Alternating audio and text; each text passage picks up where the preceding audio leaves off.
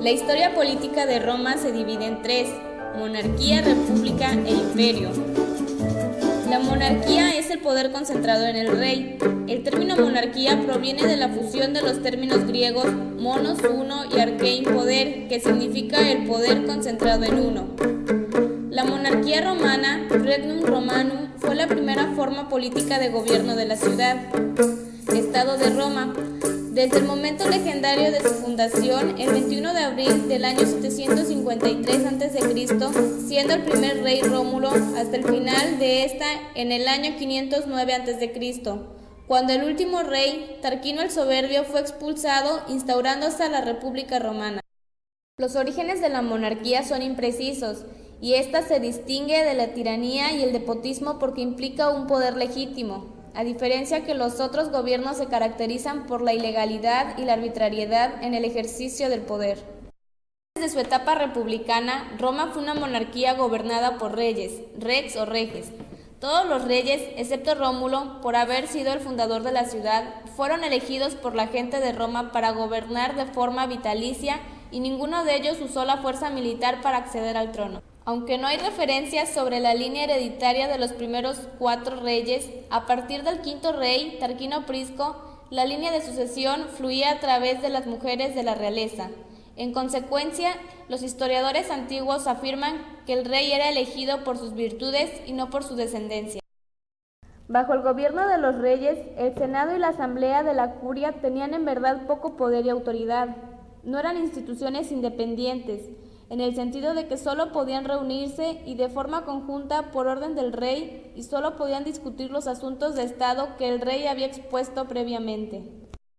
Mientras que la asamblea curiada tenía al menos el poder de aprobar leyes, cuando el rey así lo concedía, el Senado era tan solo un consejo de honor del rey. Podía aconsejar al rey sobre sus actos, pero no imponer sus opiniones. La única ocasión en que el rey debía contar expresamente con la aprobación del Senado era en caso de declarar la guerra a una nación extranjera. Esta expulsión supuso el fin de la influencia etrusca tanto en Roma como en el Lacio y el establecimiento de una constitución republicana. Tras la expulsión de Tarquino, el Senado decidió abolir la monarquía, convirtiendo a Roma en una república en el año 509 a.C. Lucio Junio Bruto y Lucio Tarquino Colatino, sobrino de Tarquino y viudo de Lucrecia, se convirtieron en los primeros cónsules del nuevo gobierno de Roma, el que a la larga lograría la conquista de casi todo el mundo mediterráneo y que perduró durante casi 500 años hasta la ascensión de Julio César y César Augusto.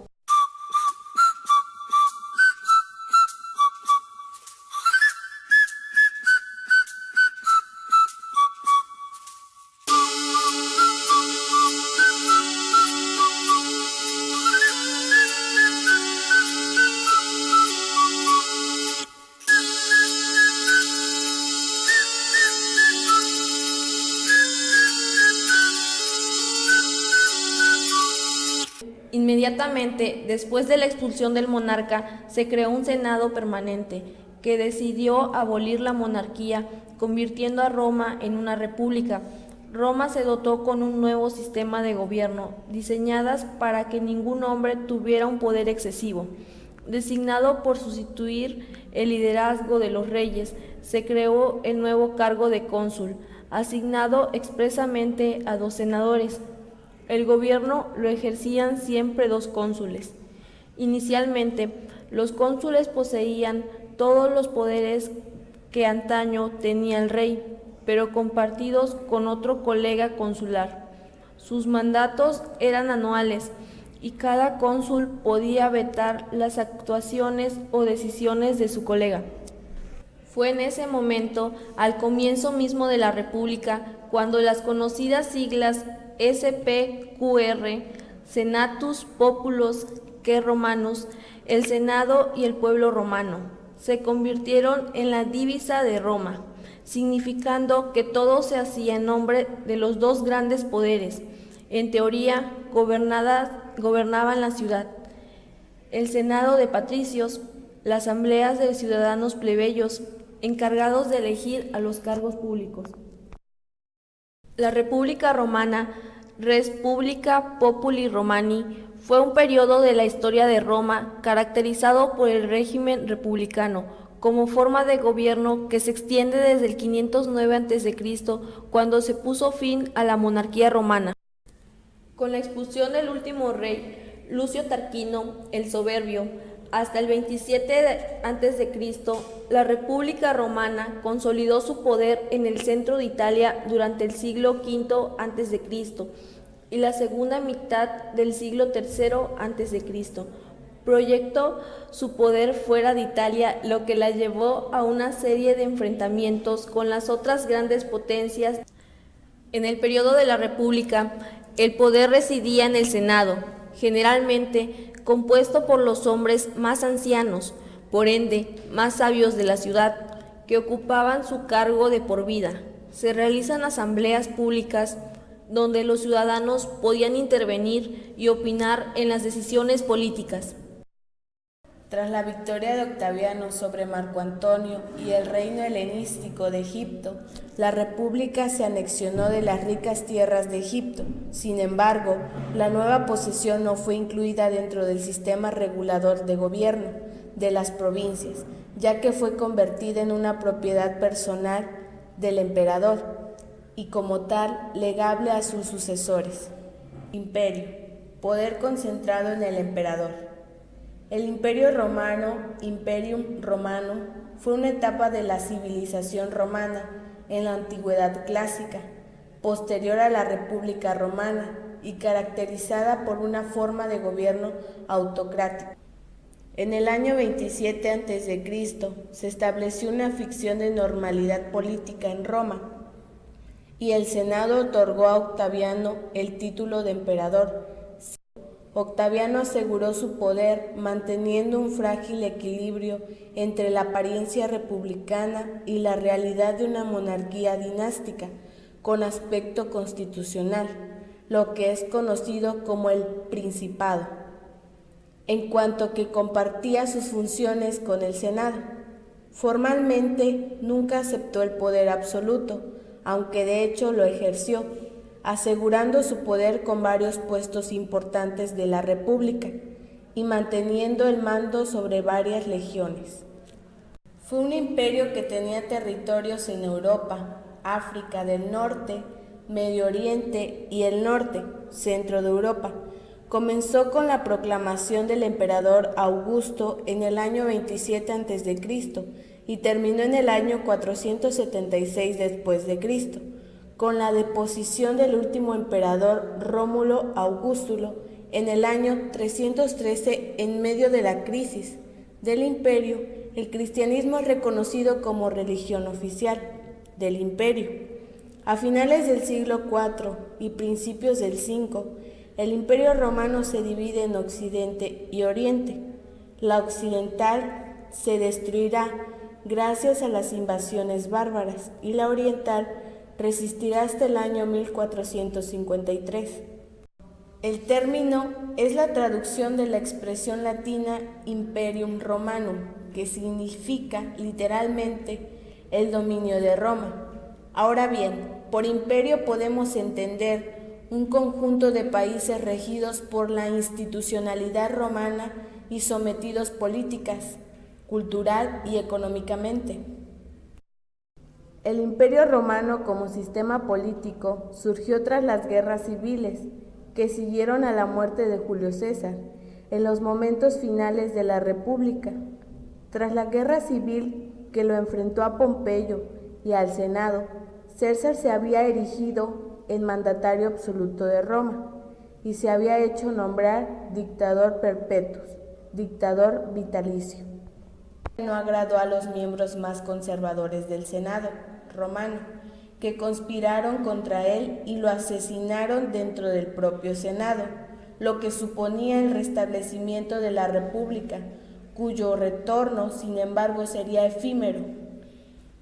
El precedente no pasó desapercibido para el joven hijo adoptivo de César, Octavio, quien se convirtió años más tarde en el primer emperador de Roma, tras derrotar en el campo de batalla primero a los asesinos de César y más tarde a su antiguo aliado, Marco Antonio.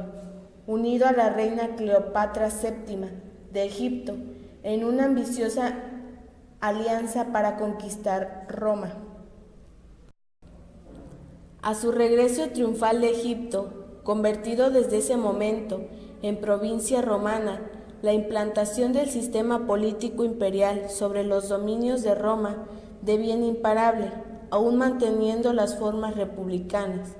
Augusto aseguró el poder imperial con importantes reformas y una unidad política y cultural, civilización grecorromana, centrada en los países mediterráneos, que mantendrían su vigencia hasta la llegada de Diocleciano, quien trató de salvar un imperio que caía hacia el abismo. Fue este último quien por primera vez dividió el vasto imperio para facilitar su gestión.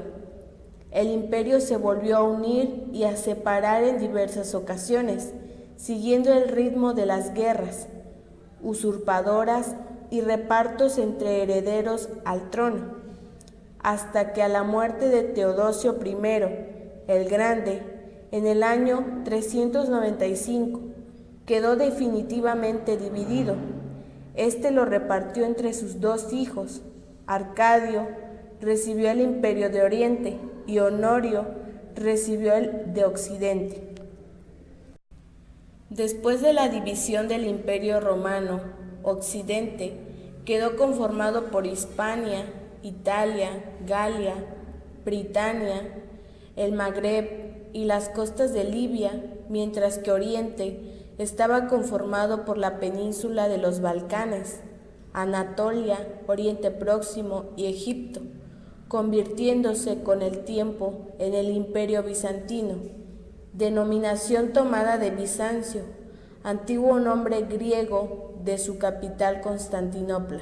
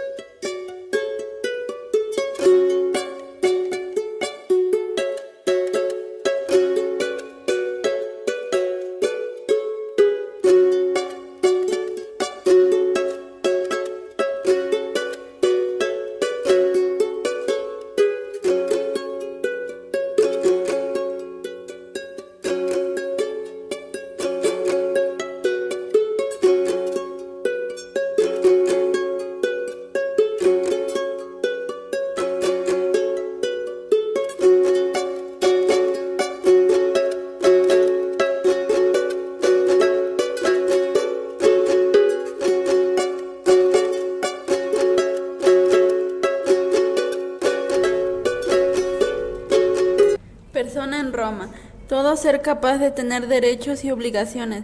Proviene del verbo personare, que en latín significa producir su nido. Es así como persona en Roma se divide en dos, en persona física y persona moral. Persona física. No todo ser era considerado como persona. Era necesario reunir tres estatutos. Status libertatis, ser libre y no esclavo. Status civitatis, ser ciudadano y no peregrino.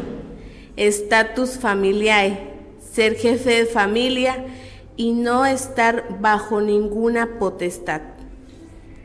Estos tres estados configuraban la idea de persona reconocida como tal por el derecho. La pérdida de uno de estos traía por consecuencia una disminución de personalidad, capitis diminutio. Como tal, en persona física se encontraban los libres, los ingenuos y los libertinos. Los libres eran considerados personas, podían ser ciudadanos o peregrinos, según poseyeran o no la ciudadanía romana. Los ingenuos, individuo que nació libre. En el matrimonio, los ingenuos seguían la condición del padre, fuera de él la condición de la madre. La ingenuidad del hijo no importa el hecho de que los padres sean ingenuos o libertinos. Los libertinos, circunstancia de haber sido esclavo. Al obtener la libertad se convierte en libertos. Otra clasificación de la familia es de ciu iuris. Eran los que no dependían de nadie. Podían estar bajo tutela o curatela si tenían impedimento para ejercer sus derechos, razones de edad, sexo o por sufrir alteraciones en sus facultades mentales. Y la otra, alieni iuris, los sujetos a potestad de otra persona, familias o manus, en el caso de la esposa. Persona moral o jurídica, conjunto de personas físicas sujetas de derechos, entidades capaces de tener derechos y obligaciones. No tienen existencia material, ya que son seres ideales. Esta se divide en dos: asociaciones y fundaciones. Asociaciones, reunión de varias personas físicas para lograr un fin común. Estas deben reunir los siguientes requisitos. Número 1. Existencia de por lo menos 3 miembros. Número 2.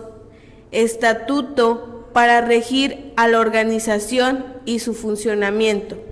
Y número 3. Fin lícito, política, religiosa, profesional o de carácter privado en caso de sociedades. Fundaciones. Fundación como un patrimonio afectado o destinado a un fin determinado.